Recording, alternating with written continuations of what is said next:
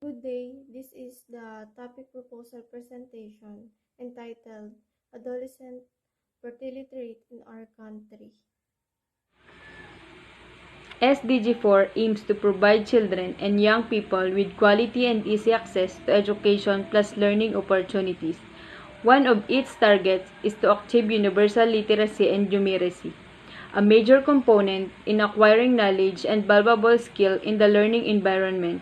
Hence, the urgent need to build more educational facilities and also upgrade the present ones to provide safe, inclusive, and effective learning environment for all. SDG 5 is to achieve gender equality and empower all women and girls or simply on gender equality. SDG 5 is focused on pursuing the main goal of real and sustained gender equality in all aspects of women and girls' lives, which includes ending gender disparities, eliminating violence against women and girls' lives, eliminating early and forced marriage, securing equal participation and opportunities for leadership, and universal access to sexual and reproductive rights. Introduction.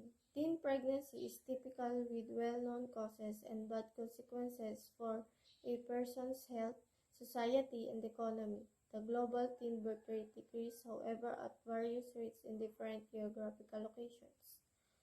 Teenage pregnancy is more likely among those with less education or lower social status. As a result of child marriage and sexual abuse, girls are more likely to become pregnant, frequently unknowingly. Access to high-quality maternity care for pregnant and parenting teens is gaining popularity. It aims to clearly identify implementation challenges and assess what type of joint approach may be offered to enhance the policy.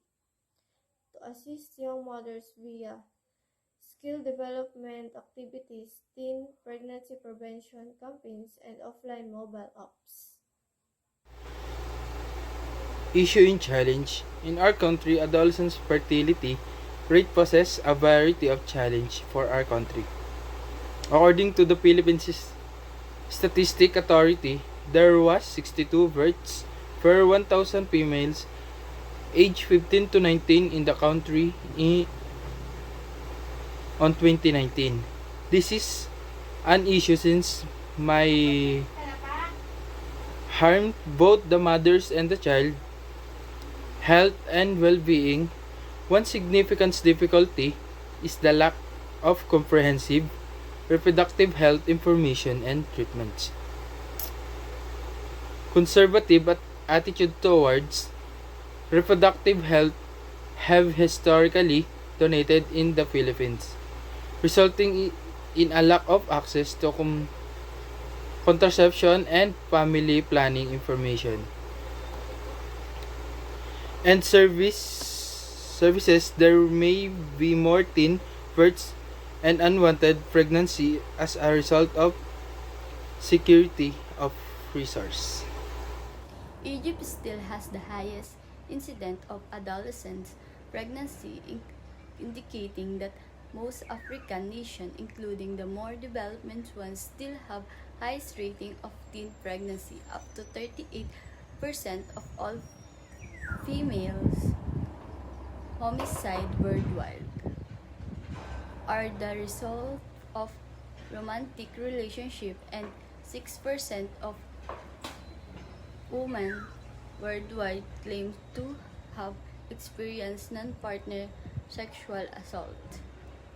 Women are now more likely to be exposed to abusive relationship and recognized risk factor due to lockdowns caused by the COVID-19 pre-pandemic and its social and economic effects will also have less access to resources. Humanitarian crisis and displacement situation may intensify pre-existing violation against women, just as that committed by intimate partners and non-partner sexual assault, and they may also give rise to new type of violence against women.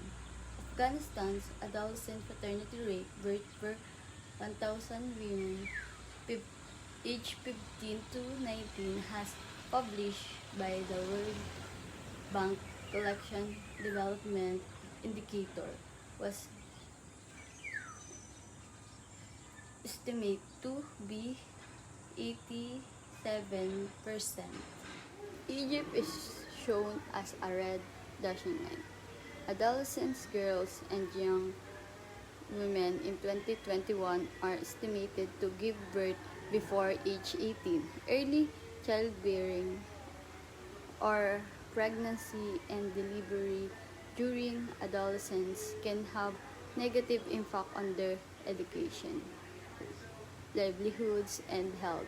Many girls are pressured or forced to drop out of school, which can impact their educational and employment prospects. Early pregnancy and childbearing can also have social consequences as for girls, just as reducing status in the home and community, stigmatization, rejection, and violence by the family members and partners, and early and forcing marriage.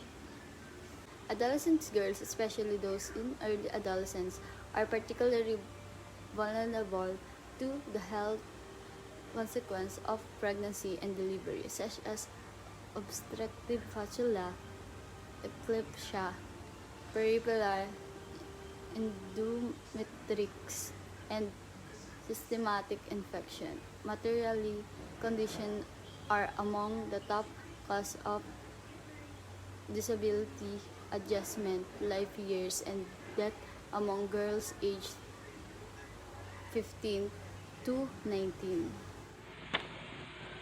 Finding: India's rural and urban population differ significantly when it comes to important sanitization. The urban population sanitization is much better, with 72% of individuals having at least basic sanitization in 2017. However, the rural population sanitization is only just 50% in 2017. This highlights the fact that only 50% of population in India has access to even the most basic hand sanitization facilities, due to 72.18% of the country population living in rural areas. The total of urban and rural does take this into account, but it does not reflect the fact that the majority of the population is faring worse.